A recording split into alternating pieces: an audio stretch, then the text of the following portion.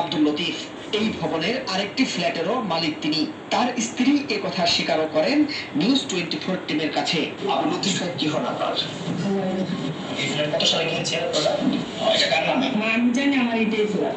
যদিও ফ্ল্যাটের মালিকানার কথা পুরোপুরি অস্বীকার করেন আব্দুল লতিফ। গণটুলি লেন হাজারীবাগ এখানে দুটি ফ্ল্যাট আছে আপনার? না।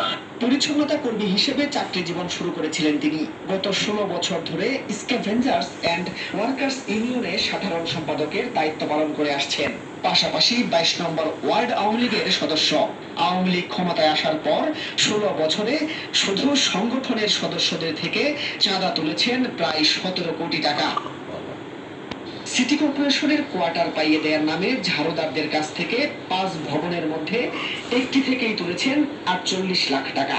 এছাড়াও গণকটুলির দুটি ফ্ল্যাটের পাশাপাশি কুমিল্লার হোমনার চরের গাঁও দক্ষিণ বাড়িতে রয়েছে অঢেল সম্পত্তি। সেখানে পৌরসভা মার্কেটে কসমেটিক্সের দোকান ও ফার্মেসির মালিক তিনি।